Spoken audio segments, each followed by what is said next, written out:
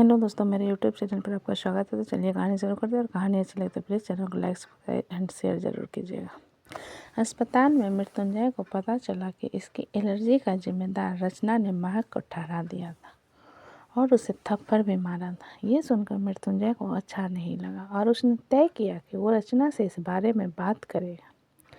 मृत्युंजय को डिस्चार्ज करके घर ले आया गया था। सारंग विला के बड़े से हॉल में इस वक्त मृत्युंजय सोफे पर बैठा हुआ था। बगल में बैठी रचना उसे अपने हाथों से सूप पिला रही। रचना ने एक स्पून में सूप निकाला और उसे फूंक मारते हुए मृत्युंजय की तरफ आ गई। ये लो बेटा, सूप पी लो, बहुत हेल्दी है, इसमें तुम जल्दी रिकवर हो जाओ। मृत्युंजय ने सूप पीने से इनकार कर दिया। उसकी इस हरकत देख सारे घर वाले उसे और रचना को ही देख रहे।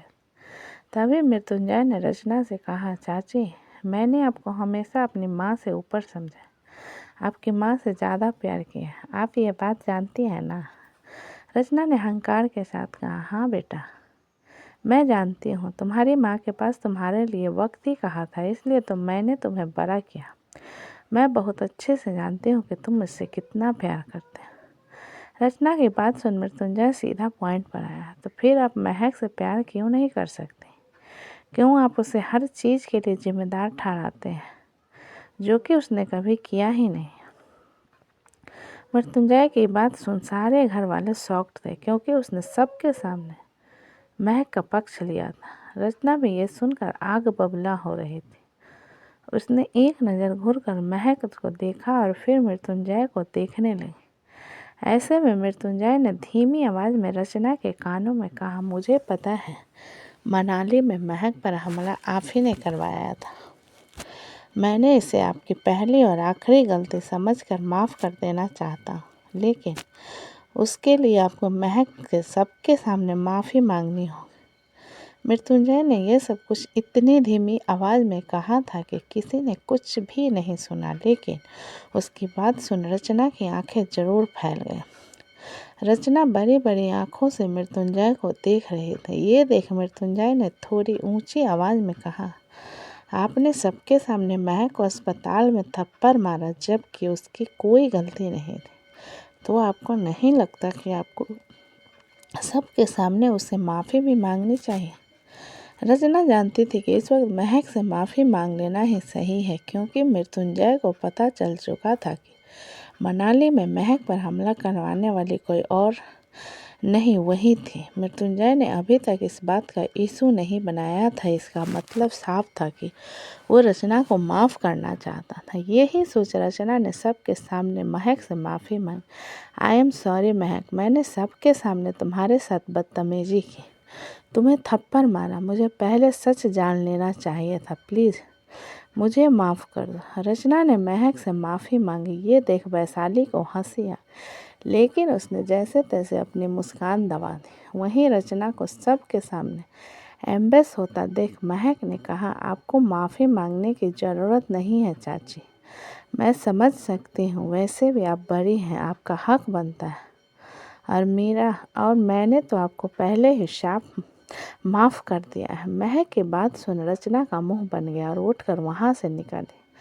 वहीं इधर निर्जला ने शोभित को एक लिस्ट पकड़ाई और कहा, जाओ बेटा, जाकर मार्केट से कल की पूजा का सामान लेकर आओ।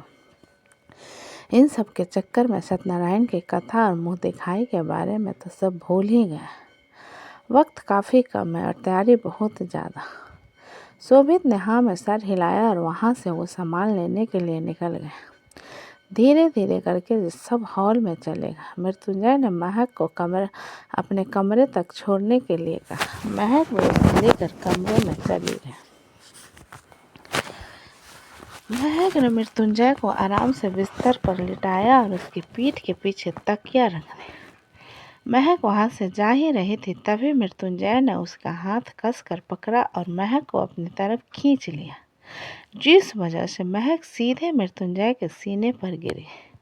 मृत्युंजय ने उसके खुले बालों को उसके कान के पीछे लगाया और महक से पूछा, तुमने कभी अपने बारे में कुछ ज़्यादा बताया नहीं, वैसे तुम्हारे पापा कोई बिजनेस करते थे क्या?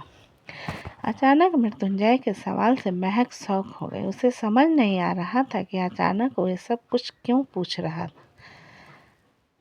तभी मृत्युंजय ने फिर कहा, कहाँ खो गई, कुछ पूछा है मैं तुमसे?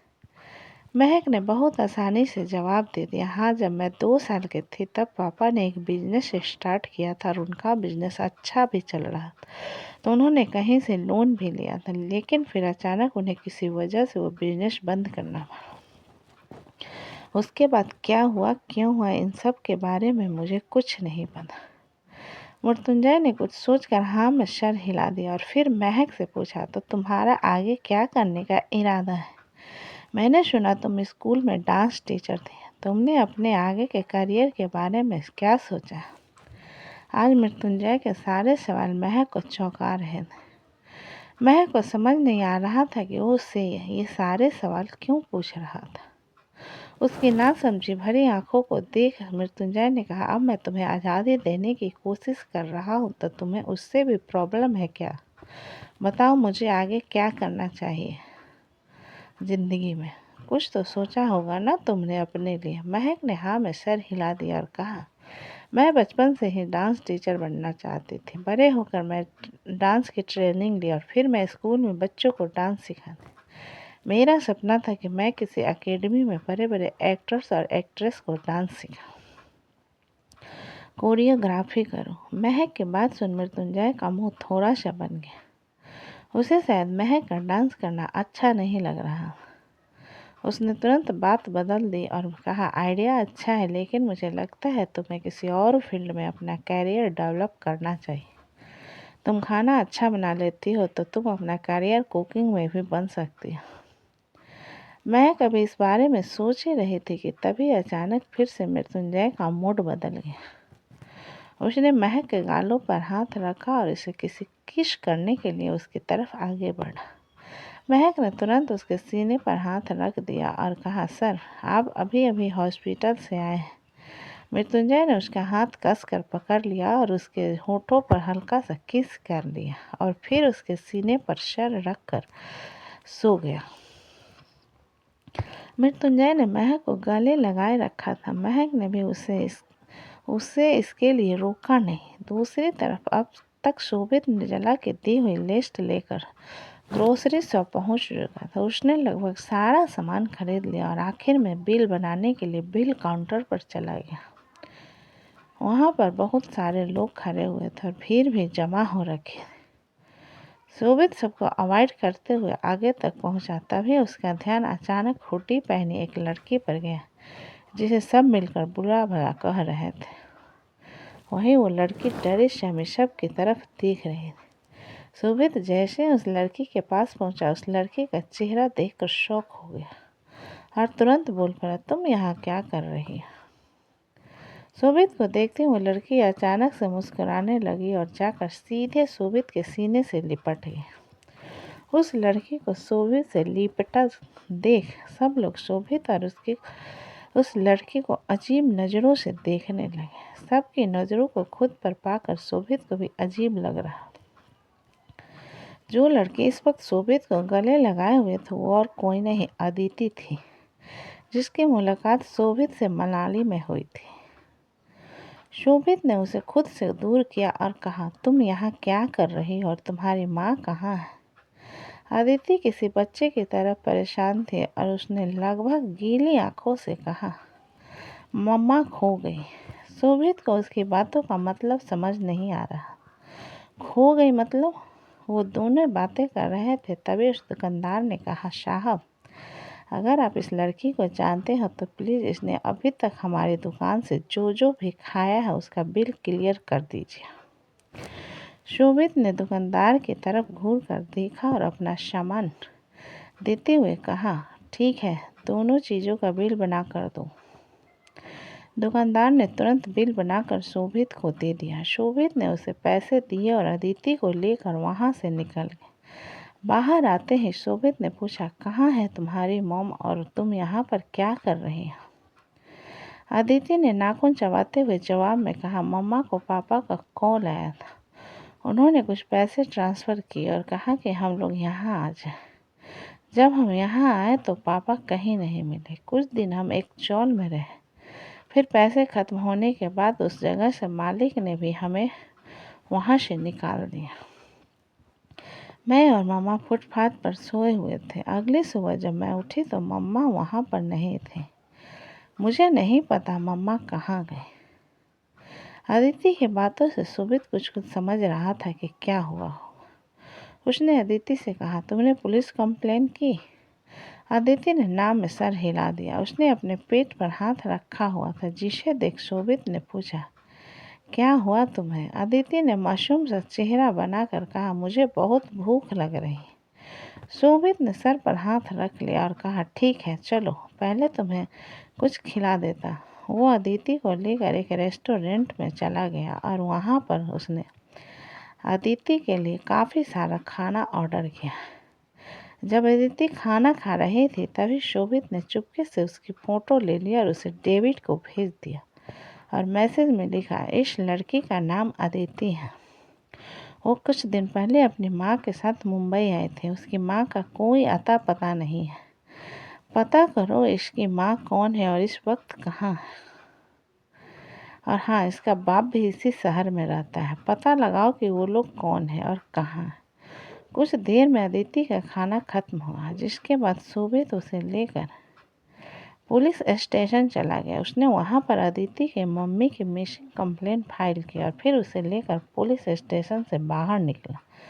पुलिस स्टेशन से बाहर निकलने के बाद शोभित को समझ नहीं आ रहा था कि उसे अदिति का क्या करना चाहिए। आखिरकार कुछ सोचकर उसने अदिति का हाथ पकड़ा और उसे अपने साथ ले गया। शारंग विला में इस वक्त सब हॉल में बैठे हुए एक दूसरे के साथ हंसी मजाक कर रहे थे। वैशाली ने हंसते हुए विकल्प से कहा, आज तो जो चाची सासू की बैंड बजी है ना, बहुत मज़ा आ गया। कभी सोचा नहीं था कि जेठ जी भी उनसे ऐसे माफ़ी मंगवा सकते हैं। आज पहली बार हमको अपने जेठ जी अच्छे लगे। चाची सासू का चेहरा देखा था कैसे छोटा हो गया। वैशाली पेट पकड़ कर हंस रहे थे, तभी विकल्प अचानक उसे इशारा करने लगा। ये देख वैशाली बोली, अब तुमको का हुआ रे? तुम काहे हमारे साथ डमसराज खेल रहे हो? इक्का गर्दन में मोच वोच आ गई है का? विकल्प बार बार उसे पीछे देखने का इशारा कर रहा था, लेकिन वैशाली कुछ समझ नहीं रही। आखिरकार जब विकल्प उल्टा घूम गया तो वैशाली भी उल्टा घूम गई। उसने देखा कि रचना उसके सामने हाथ बांधे हुए गुस्से में तमतमा रही है। रचना को वहां देखते ही वैशाली हक्का बक्का रह गई और तुरंत उठकर किचन की तरफ भागते हुए बोली, हम डिनर की तैयारी देखते हैं। वैशाली रचना की बात सुने बिना ही तुरंत किचन में भाग गई। वहीं रचना अभी विकल्प को कुछ कहने ही वाली थी कि विकल्प ने दरवाजे पर शोभित को एक लड़की के साथ खड़ा देखा। रचना भी शोभित को एक लड़की का हाथ पकड़े दरवाजे पर देखा तो सीधे दरवाजे पर चली। रचना ने उस लड़की को देखकर पूछा, शोभित, ये लड़की कौन है और तुम इसे लेकर यहाँ क्यों आए हो? रचना की ऊंची आवाज़ सुन अदिति, जो कि पहले से ही डरी हुई थी, वो बहुत ज़्यादा घबरा गए और शोभित के पीछे जाकर छिप गए। शोभित अदिति को लेकर सारंग बिल्ला पहुंचा था, जहां उसे किसी लड़की के साथ देख रचना ने गुस्से में अदिति के बारे में पूछताछ की। यहाँ दूसरी तरफ अमरावती में मीरा इस वक्त किचन में खाना बना रही थी। कुछ देर में उसे बाहर से कार के होने की आवाज़ आई। जब वो किचन से बाहर निकली तो कुछ लोग घर के अंदर कशिश के साथ आ रहे थे। कशिश ने मीरा को उन सब से इंट्रोड्यूस करवाया। कशिश ने अपने चाचा इंद्र से कहा, चाचा जी, ये मेरी वाइफ है मीरा। कशिश के चाचा और चाची ने मिलकर मीरा को आशीर्वाद दिया, जिसके बाद उसके साथ आई एक छोटी सी लड़की तुरंत आकर मीरा के गले लग गई। भाभी, आपसे मिलकर बहुत अच्छा लगा। वैसे आप मुझे जानती नहीं होंगी, लेकिन मैं आपको विस्तार से अपने बारे में सब कुछ बता दूंगी। मीरा उन अनजान लोगों को देखकर चौंक गए। उसे कुछ समझ नहीं आ रहा था। तभी कशिश ने उस लड़की से कहा, नित्या, पहले जाकर हाथ मुंह धो लो, उसके बाद जितना चाहे अपनी भाभी से बात कर लेना। चाचा जी, चाची जी, आप सब भी फ्रेश हो जाइए। आपकी बहू ने आपके लिए खुद अपने हाथों से खाना बनाया है। कशिश ने उन सब के वहाँ से फ्रेश होने के लिए अपने अपने कमरे में भेज दिया था। उनके जाते वो मीरा के पास आया और बोला, मेरी फैमिली कुछ दिनों के लिए यहीं रहने वाले हैं, तो बेहतर होगा कि तुम उनके लिए सामने अच्छी बनने का नाटक जारी रखो, वरना मेरी बात ना मानने के नतीजे तुम बहुत अच्छी तरह से जानती हो। मीरा ने कशिश की बातों का कोई जवाब नहीं दिया और वहाँ से निकल गए। कुछ देर में सब लोग फ्रेश होकर आए और सब ने खाना शुरू किया और मीरा के खाने की जी भर के तारीफ की। कशिश की बहन नित्या ने कहा, वाह भाभी, आप तो बहुत अच्छा खाना बनाती हैं, टू गुड। कशिश की किसी को भी मीरा से ज़्यादा बात नहीं करने दे रहा था। उसने तुरंत नित्या से सवाल पूछा, वैसे तुम्हारी पढ़ाई कैसी चल रही है?